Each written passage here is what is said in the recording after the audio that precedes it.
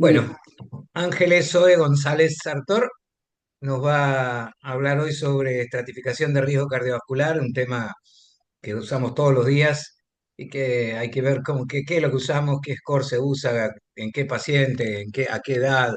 Bueno, un poco de todo eso nos va a hablar Angie, y además la pregunta sobre antecedentes familiares de enfermedad aterosclerótica, si ahí hay que buscar metas más exigentes, con o sin LPA.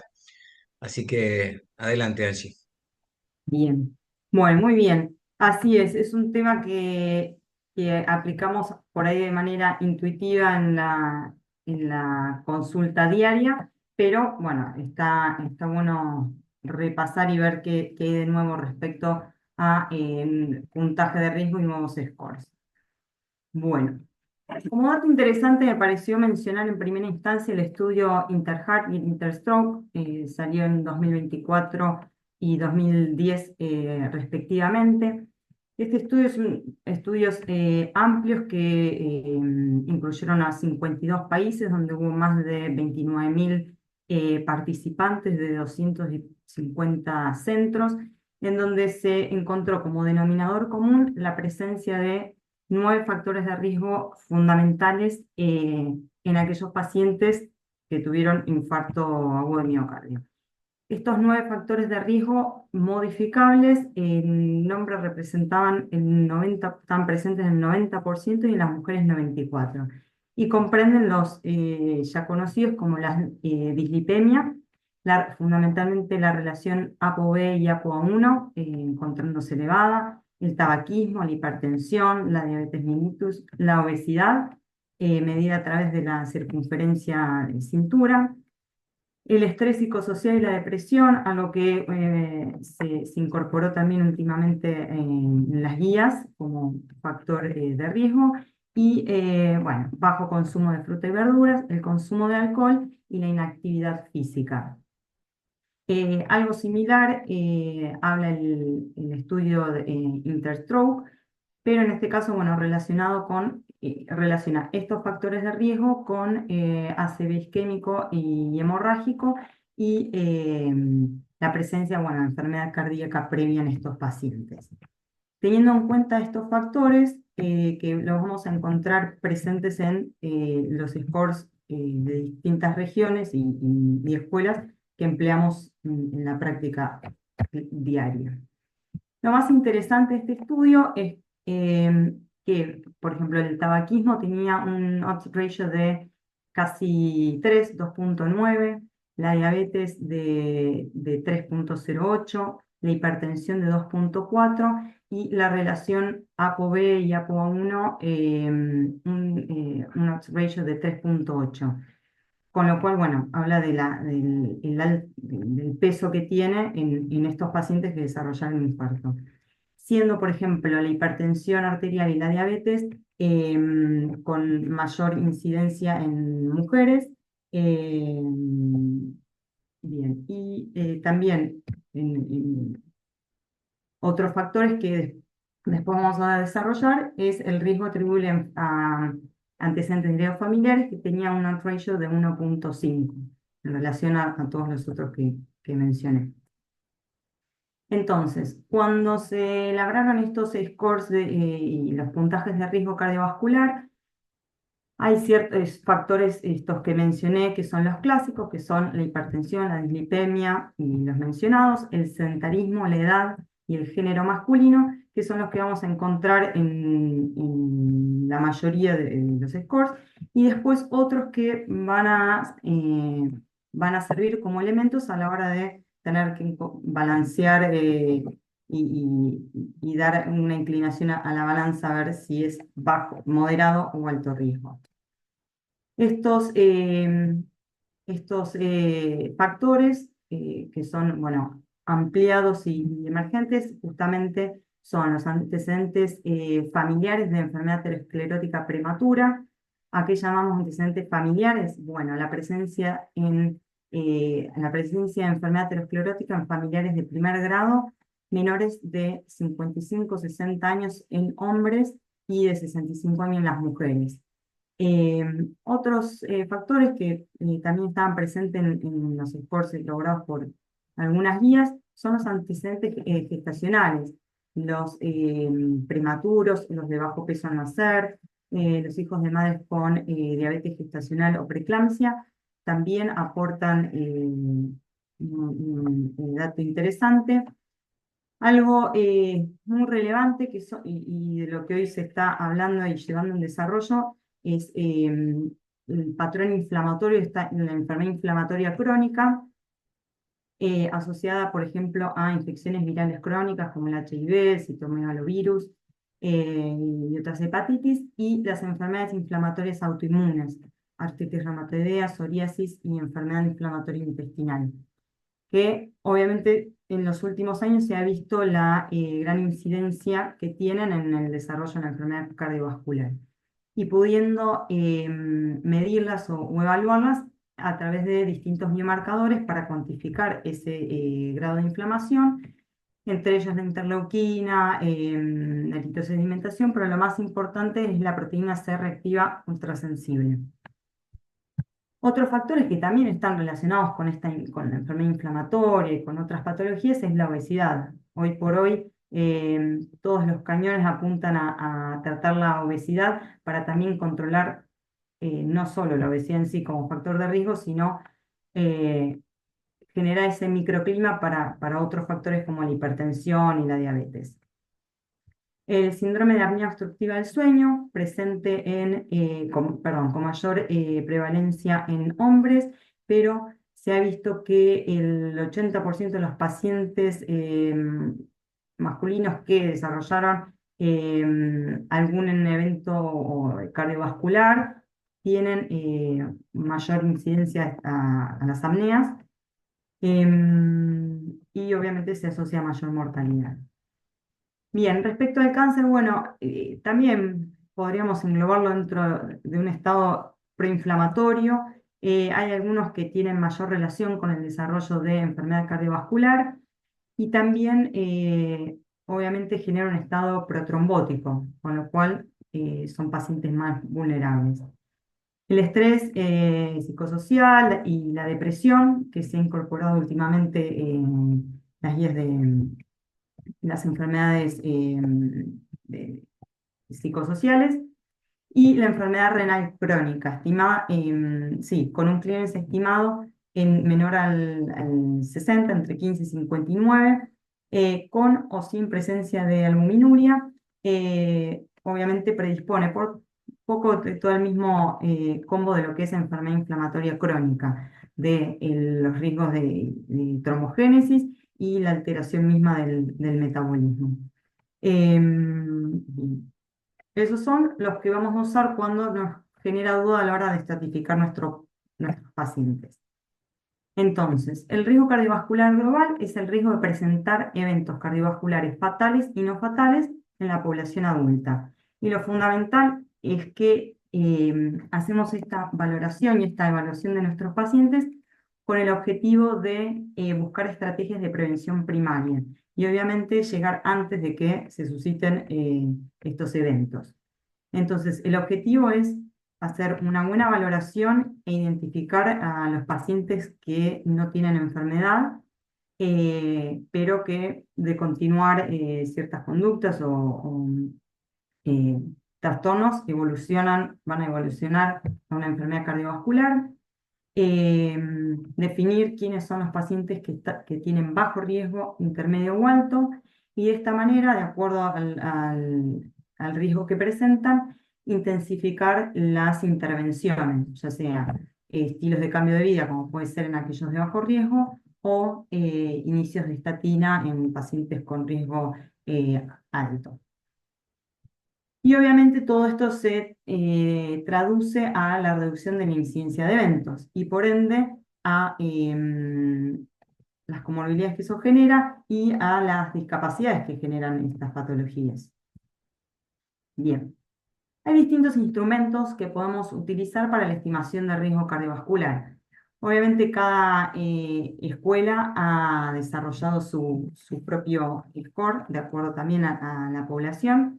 La americana utiliza la enfermedad cardiovascular sí, la enfermedad cardiovascular arteriosclerótica, la calculadora, eso, e invita a utilizar el Pooled Core Equation para estimar este riesgo a 10 años en pacientes entre 40 y 75 años. Son pacientes blancos, no hispanos y afroamericanos con una LDL inferior a 190, sin tratamientos con estatinas, ¿bien? Porque justamente eso, estamos viendo a ver qué estrategia adoptamos. Después, para la escuela europea, desarrollaron dos scores, que es el score 2, eh, que tiene como novedad, divide o distribuye Europa en distintas áreas y regiones, y de acuerdo a esas áreas y regiones, evalúa o estima el riesgo cardiovascular. Y después ese mismo score se adaptó no solo al área epidemiológica, sino también a la edad de los pacientes, ya que obviamente interpreta que los pacientes mayores de 70 años no deberían ser estratificados de igual manera que los de 40, porque ya de por sí la edad lo toma como un factor también determinante. Y después vamos a ver más adelante que obviamente a ver, por epidemiología, acá en Argentina no terminamos de cuadrar mucho en esos scores, entonces la SAC sugiere la Hearts Score validada por la OMS. Pero bueno, en definitiva todos utilizan los mismos, los principales factores de riesgo. Ahondando un poco en lo que dice la guía americana, de evaluar la posibilidad de que justamente una persona desarrolle un evento cardiovascular importante, no fatal, como enfermedad coronaria, insuficiencia cardíaca, infarto, enfermedad cerebrovascular, en un tiempo determinado. Generalmente estos scores hacen en un periodo de 10 años, y como el objetivo es la prevención primaria, obviamente son pacientes que no tienen enfermedad cardiovascular manifiesta. Em, Además de los factores que había mencionado antes, considera los risk enhancing factors, que son los que permiten dilucidar qué conducta tomar cuando estamos en un gris, cuando son riesgo intermedio. Bien, entonces, como bien dije antes, se aplica a adultos mayores de 40 años. Generalmente las guías apuntan a ese grupo etario, siendo que los menores, la idea va a ser apuntar a todo lo que son mejoras en cambios y en el estilo de vida. Hoy por hoy hay una realidad. Se está avanzando con esto de prevención, y se busca llegar a edades más tempranas, como marca un poco la escuela de Fuster, buscando, vamos a ver más adelante, todo lo que es la detección de enfermedad aterosclerótica en pacientes mucho más jóvenes, siendo mucho más agresivos a la hora de buscar que lo que se hacía antes. Bien. El Pooled Core Equation, justamente para estimar la enfermedad cardiovascular aterosclerótica, tiene los factores antes mencionados. Esto es lo que podemos encontrar cuando entramos ahí a la calculadora para hacer la estimación. Y lo que nos va a arrojar es si de acá a 10 años el riesgo para desarrollar enfermedad cardiovascular es bajo, borderline, intermedio o alto. Bueno, cuando el riesgo es bajo o alto, las conductas parecen mucho más sencillas. Ahora, la duda está cuando son pacientes de riesgo borderline o intermedios. Y ahí es cuando entran en juego los risk enhancing factors, entre ellos la presencia de historia familiar prematura, como ya mencioné antes, varones menos de 55 y mujeres menos de 65, presencia de dislipemia familiar, enfermedades crónicas y algunos y marcadores de laboratorio o imágenes, como la LPA, la ApoB, habiendo mencionado antes la relación de la ApoB, la proteína C reactiva y bueno, el índice tobillo-brazo. Estos son distintos elementos que nos ayudan a ver qué conducta podemos tomar. Acá un breve ejemplo, a veces por ahí a simple vista un paciente parece de riesgo bajo, pero por ahí es de riesgo intermedio. eh, y bueno, acá como ejemplo de riesgo bajo tenemos una mujer de 40 años, fácil, no está hipertensa, un colesterol total por debajo del valor, no es diabética, no es tabaquista, no tiene ningún antecedente familiar, con lo cual su riesgo de desarrollar algún evento cardiovascular a 10 años es bajo. En el otro extremo, un varón de 65 años estaba puesto presión de 160-90, con colesterol total de 240, diabético, tabaquista y con un HDL bajo. Riesgo de desarrollar enfermedad a 10 años es alto. Ahora, en el borderline, bueno, ahí poder ahondar y ver cambios en el estilo de vida. Por ejemplo, varón de 48 años, no diabético, tabaquista, con regular control del colesterol, siempre se puede estar mejor.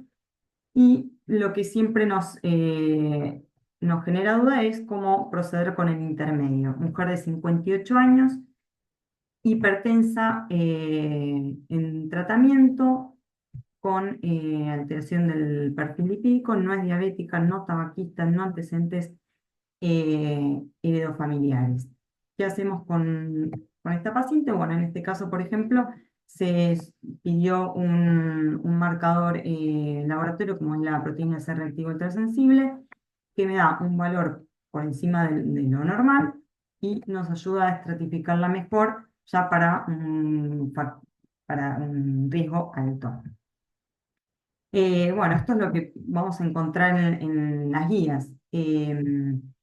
Un poco lo que hacía mención respecto a la proteína, la LPA elevada, y en pacientes con historia familiar prematura, obviamente, lo que sugieren es tratarlo como un paciente de alto riesgo y por ende con objetivos de perfil lipídico más estrictos. Bien, lo interesante es también otras guías, por ejemplo, incorporan lo que es la menopausia prematura, el historial de si desarrolló preeclampsia o diabetes gestacional, como otros factores también a tener presentes en el momento de la consulta. Eh, Algo que voy a hacer mención después es el score de calcio, que lo plantean como un elemento importante para desempatar cuando hay riesgo intermedio. Algo interesante del score de calcio es que es un método validado, con una puntuación clara y fácil de entender.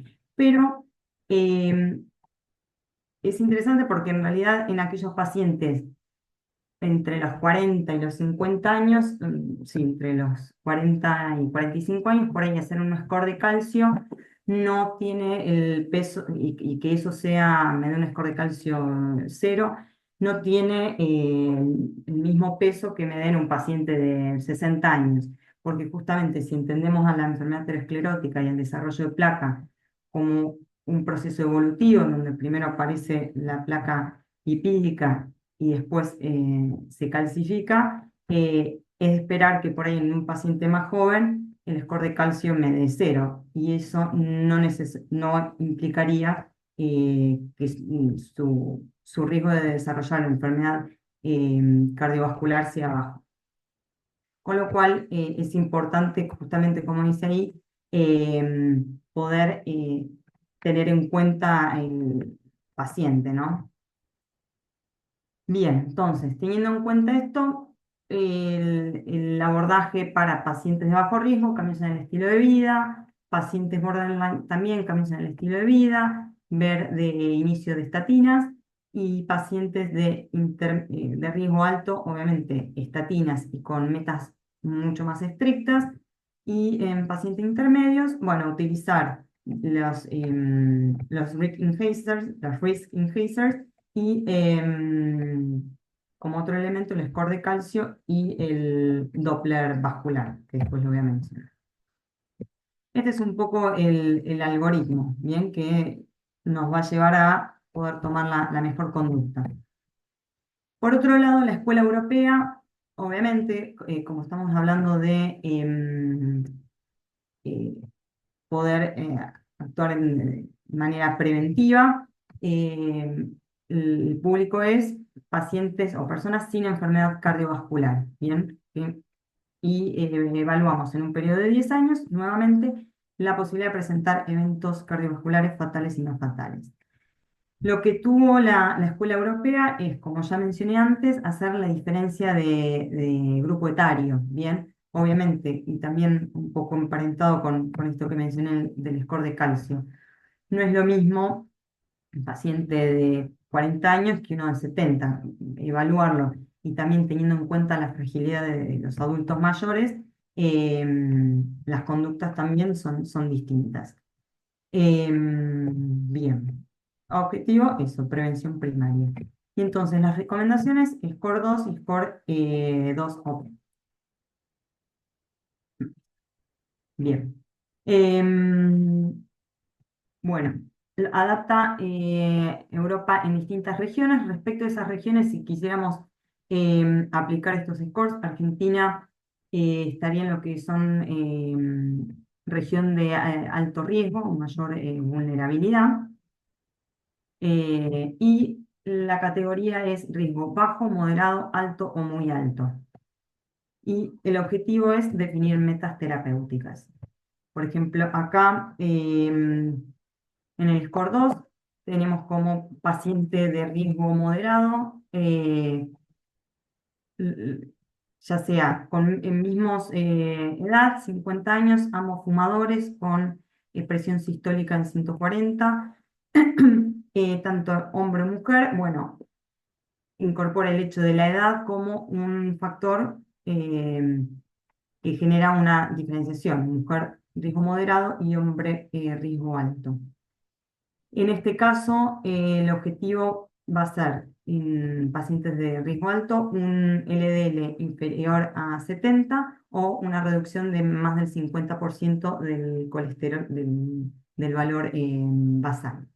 Y en estos casos la conducta van a ser estatinas de alta intensidad. Algo interesante para remarcar que hay el riesgo de desarrollar enfermedad cardiovascular en el hombre se presenta 9 años antes que en las mujeres en cuanto a la edad media. Y esto tiene un poco que ver claramente con la presencia de los estrógenos y de la menopausia. Bien, el score 2OP, misma categoría de riesgo, bajo, moderado, alto o muy alto. Y acá está la distribución por regiones de lo que es Europa, ¿bien? Y Argentina, riesgo muy alto. Bueno, lo que la Escuela Europea ofrece es la posibilidad de justamente poder acceder a una app donde podemos cargar los datos y estos datos y fácilmente poder estratificar a nuestros pacientes. Bien, ahora, como bien dijimos, obviamente nuestra comunidad y nuestra epidemiología requiere una adaptación de lo que son estos criterios por la incidencia, ¿verdad?, de la enfermedad cardiovascular, siendo una de las principales causas de muerte en nuestro país. El objetivo de esta estratificación, como siempre, es la prevención y ver los factores que son modificables, ¿bien?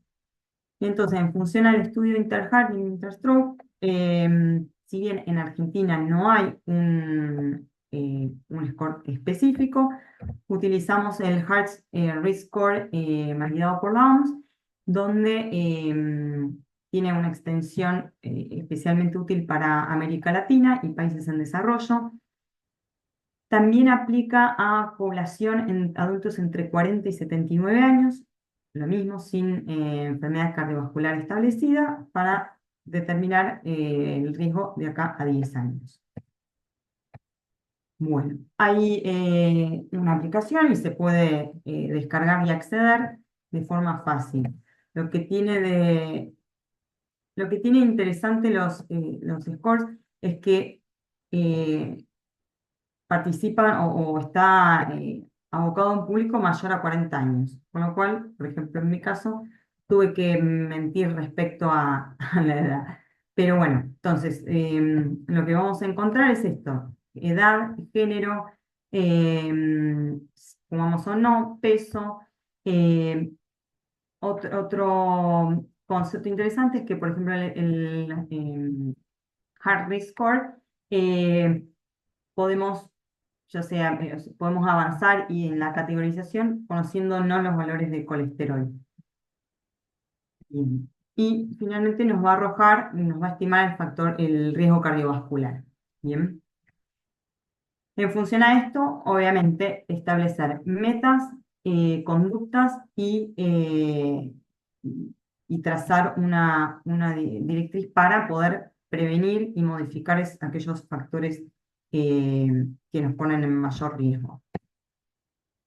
Bien, como ya mencioné antes, entonces, por ejemplo, para la Sociedad Argentina de Cardiología, como marcadores subclínicos, hace hincapié en la detección de ateromatosis subclínica a través del ultrasonido. Utilizamos el cariotidio del femoral, en donde la presencia de placa en cualquiera de estos territorios está asociada a un incremento de sufrir eventos cardiovasculares.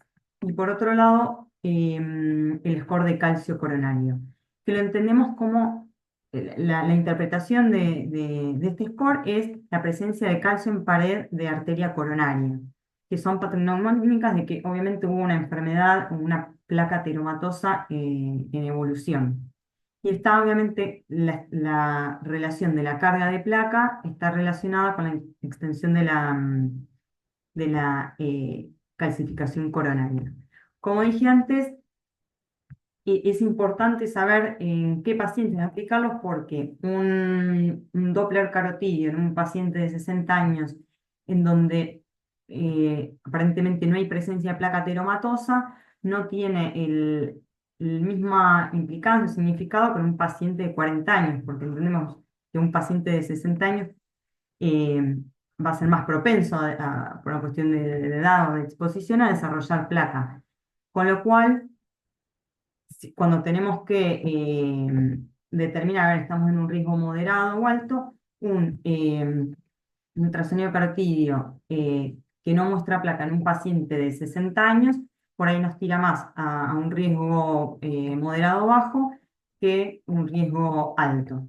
Y lo mismo con el score de calcio. O en un paciente joven con un score de calcio cero o muy bajo, no tiene la misma interpretación que en un paciente mayor. Con lo cual, es importante saber qué pedir y a quién y cómo interpretar los resultados. Lo que me parece interesante de estas dos herramientas es que, a ver, sabemos que, y hoy por hoy ya es ampliamente reconocido que el cigarrillo, la obesidad y la diabetes son patologías que están muy relacionadas con la enfermedad cardiovascular. Eh, pero a veces es difícil para los pacientes afrontar y generar cambios respecto de eso. Ahora, es interesante el impacto que muchas veces tiene para los pacientes el ver las placas cuando se las mostramos en los Doppler de carótido femoral o mostrarle que tiene un score de riesgo, un score de calcio coronario alto. Como que a veces el impacto visual ayuda a poder llevar adelante medidas mucho más agresivas y a la mejor adherencia. Bien, bueno, acá hay un cuadro un poco comparativo respecto a las distintas guías. Todas apuntan a lo mismo y, bueno, algunas tienen algunas particularidades respecto ya sea a la edad o a la región, pero en definitiva buscan lo mismo. Respecto a aquellos criterios que nos permiten terminar de definir al paciente. Bueno, cada guía por ahí hace hincapié en alguno en particular. Eh, la canadiense y la americana incorporan el dosaje de lipoproteína A, siendo estos pacientes con una LP alta, ya directamente se estratifican como de alto riesgo. Bien, y el objetivo final obviamente va a ser ver y adecuar las medidas y la agresividad de las conductas a cada paciente. Sabemos que el cese tabáquico, el control de la glucemia, el tener la tensión arterial controlada, la dieta, dieta baja en grasas, rica en omega, con buena cantidad de frutas y verduras, todos esos factores y esos instrumentos ayudan a bajar el riesgo cardiovascular.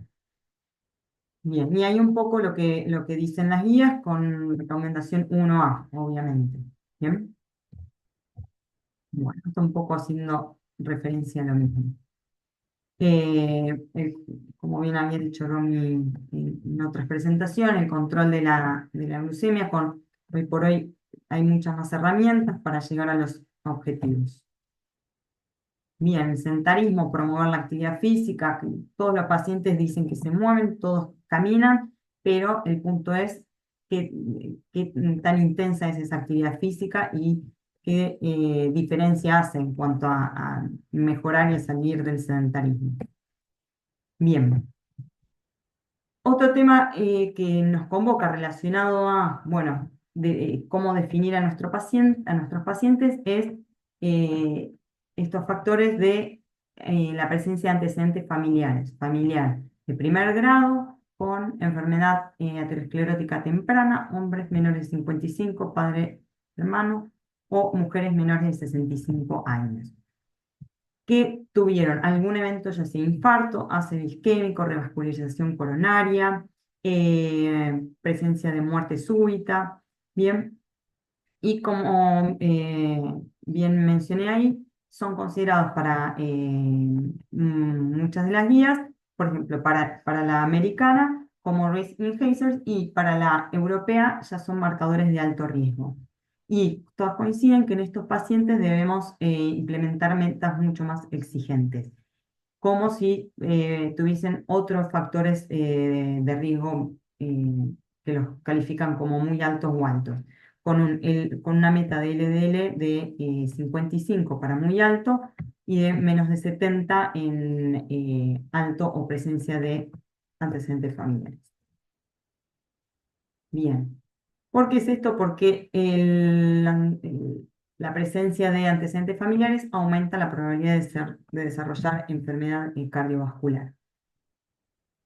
La sociedad argentina se enrola en estos mismos valores y considera medir justamente la LPA y utilizar el score de calcio para definir conducta. Acá están un cuadro donde sintetiza un poco las metas y objetivos y obviamente el paciente de prevención secundaria siempre son considerados de muy alto riesgo y las metas y objetivos son cada vez más bajos. Y ¿qué significa esto y cómo se traduce? Bueno, con estrategias mucho más agresivas, utilizando todas las herramientas hipolipemiantes que tenemos.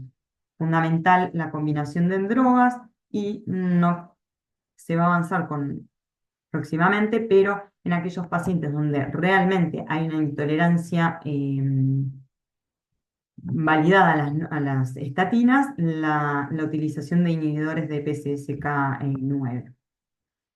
Pero bueno, siempre como estrategia fundamental para lograr estos objetivos que parecen metas muy difíciles de alcanzar es la asociación de drogas. Eso es fundamental. Bien.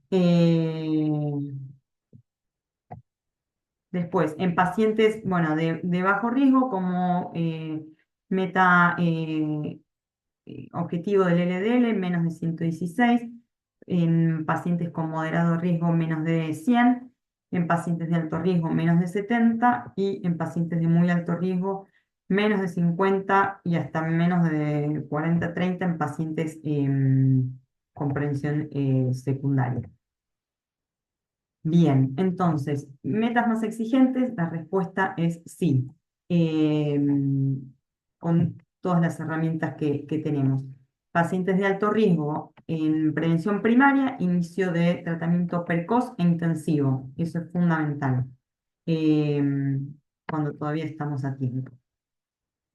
Después, bueno, una breve mención, porque en realidad estos scores ya no aplican en pacientes con eventos, porque ya son pacientes de alto riesgo.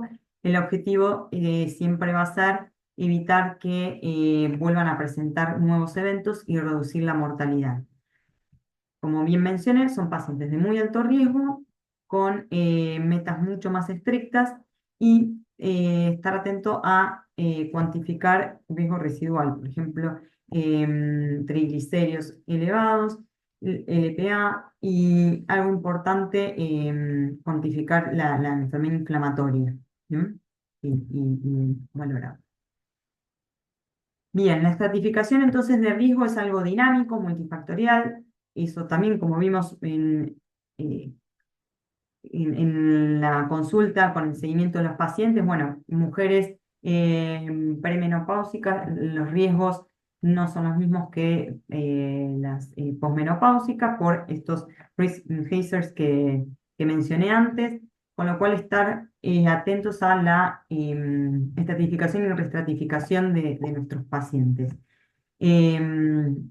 Los antecedentes familiares obligan a conductas y estrategias más intensivas y el uso de otros elementos como el score de calcio y el Doppler, que es la herramienta eh, más, más fácil de alcance que tenemos, con la única limitación es que es operador dependiente y a diferencia de, por ejemplo, el score de calcio, no tenemos una valoración y una cuantificación unificada, bien, un sistema unificado para cuantificar el- la ateroscleromatosis con el Doppler vascular versus el score de calcio que es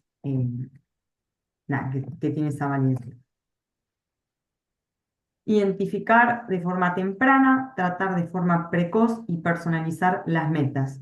Todo eso como objetivo de prevenir enfermedad aterosclerótica y sus derivados y complicaciones como insuficiencia cardíaca, fibrilación auricular y promover hábitos saludables. Ese es el objetivo. Bueno, muchas gracias. Bueno, muchísimas gracias, Ángeles. Muy bueno. Si querés, deja de compartir. Bien. Ahí está. Ahí estamos. ¿Alguien tiene alguna pregunta, algún comentario antes de que yo pregunte algo? Melina, que andaba por ahí. Y estoy acá, estoy acá. Pregunte, Sí. pregunte. No, no, la pregunta es con toda la información que vos diste, ¿qué hacemos? ¿Qué guía usamos? ¿Qué score usamos? ¿Para cuál te inclinas vos? ¿O cuáles? Si tenemos que combinar scores. Em, Yo utilizaría el HART y el que promueve la Sociedad Argentina de Cardiología.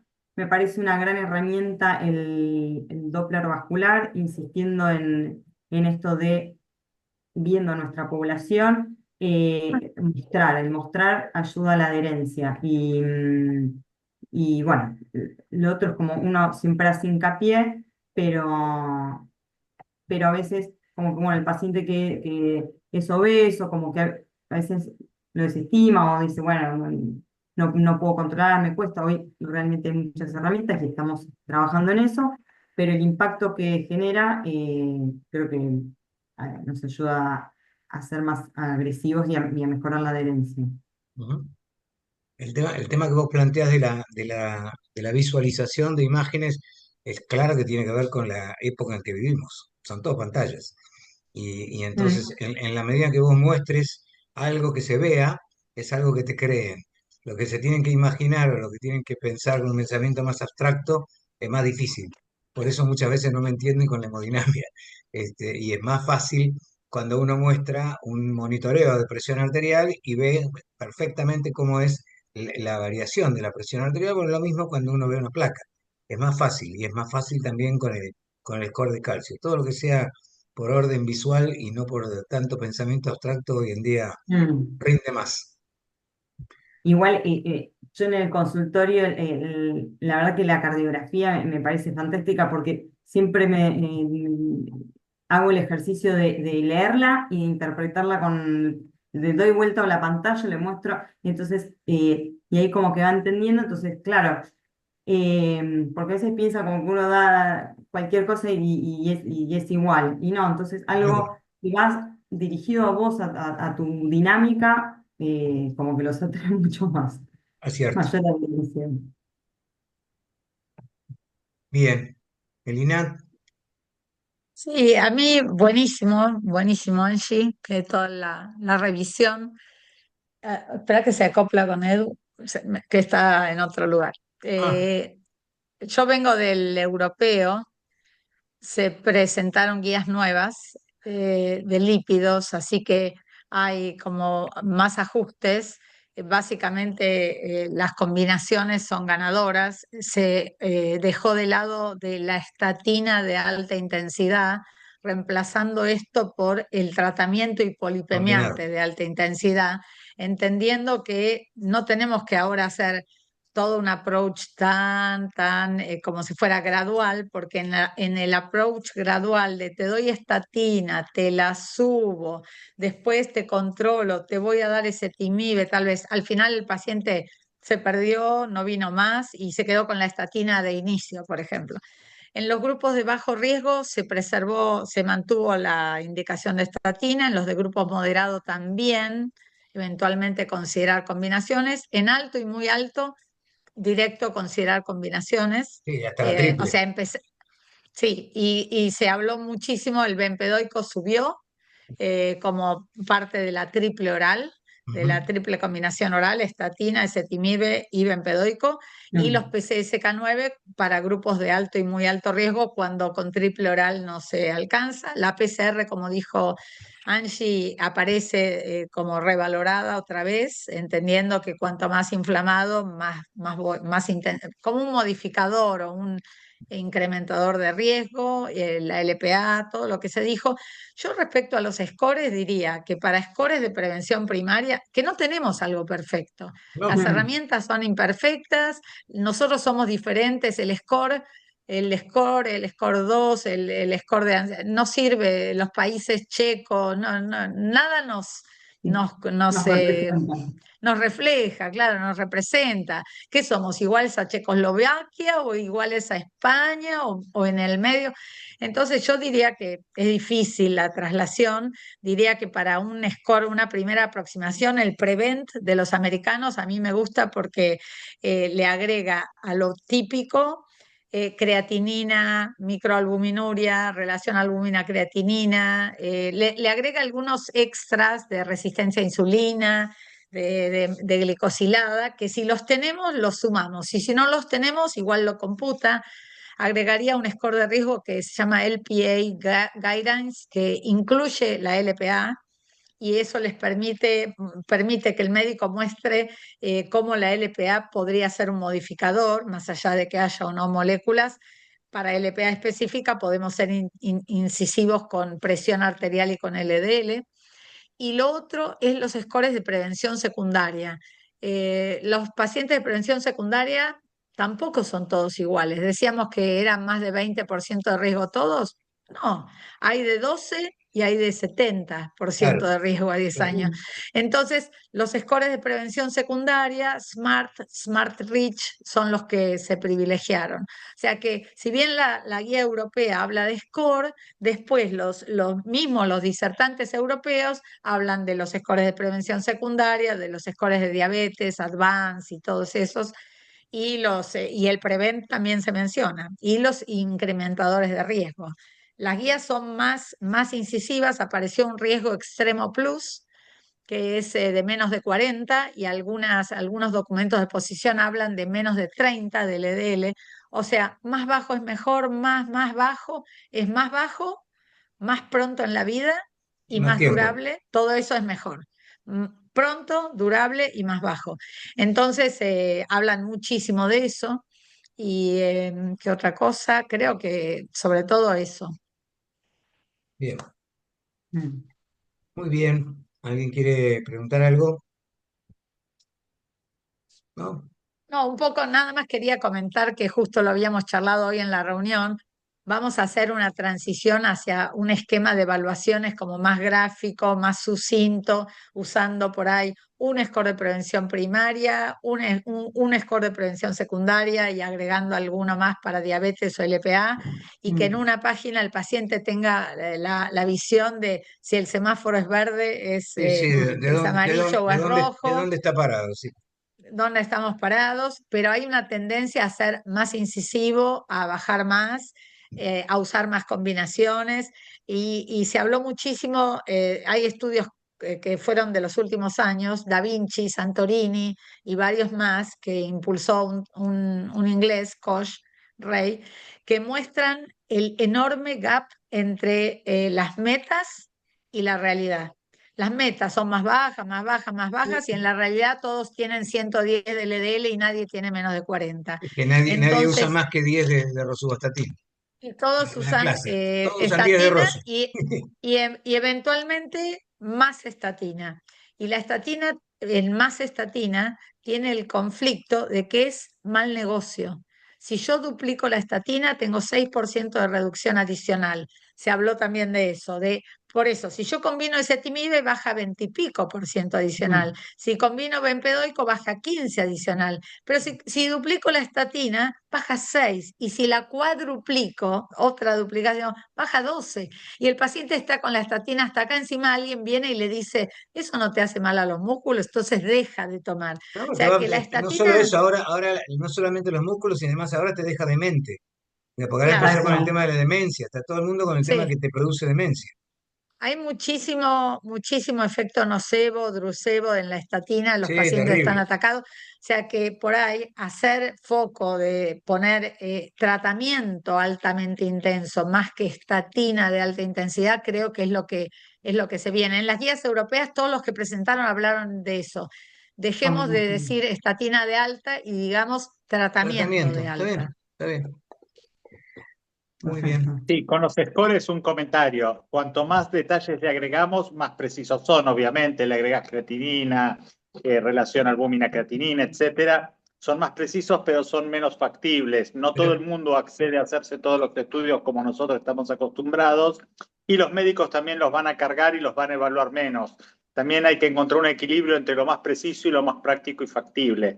Y respecto de la estatina, lo que decís, que uno le empieza el tratamiento con 10 miligramos de rosuvastatina, después el paciente no vuelve y queda con eso para siempre y tiene 120 de LDL, que es lo que vemos siempre.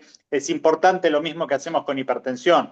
A veces uno tiene que negociar con el paciente que no quiere saber nada de la medicación, lo tenés que convencer y acepta tomar la menor dosis y decís, pero mirá que si no llegás a tal meta, lo vamos a tener que cambiar, lo vamos a combinar, etcétera. Y tiene que saber que existe la meta. O sea, hablar de las metas es fundamental. ujú, sí, claro. Sí, perfecto, sí. Metas, muchas metas. Sí, y creo que por ahí compartir esta información con los pacientes, hacerlos en un sentido, ¿no? Partícipe de lo que es estratificarlos, los hace tomar más noción de dónde están parados, ¿no? Ujú. Porque vengo a hacerme el control, bueno, ¿con qué objetivo? Bueno, saber dónde estás parado y en función a eso establecer un rumbo de acá al próximo control. Claro. Un comentario final de síndrome coronario agudo. Salieron 3 documentos de posición y una guía de qué hacer con el síndrome coronario agudo en términos de lípidos y todos hacen parecido. Hacen, ¿qué LDL tenés? Como la meta va a ser menos de 55 seguro para todos, ¿qué LDL tenés y qué venías tomando? Entonces, entre el Mm. tratamiento que traías y el LDL que tenés, a los que están vírgenes de estatinas, le dan estatinas y ezetimibe, a los que traían estatinas y tienen que bajar un poco, le dan la combinación. Si tienen que bajar más, ya saben que va a la triple oral o a la triple oral con PCSK9. O sea, ¿con qué LDL entraste al síndrome coronario agudo en las primeras 24 horas? ¿Y con qué traías de tratamiento? Sobre eso nunca se quedan igual, bajan, combinan, combinan, combinan. Claro. En eso todas las guías y documentos de posición fueron concordantes de ser súper agresivos en el síndrome coronario agudo. Ok. Buenísimo. Bueno, muy bien, Bueno, buenísimo. Angie, gracias Gracias. por la revisión. Muchas Gracias. gracias. Nos Qué vemos Nos en la bueno. estamos próxima. viendo. Chau, Chau, chau, chau. Bueno, gracias. Dejamos de Hasta grabar. luego. chao. Chau, chau.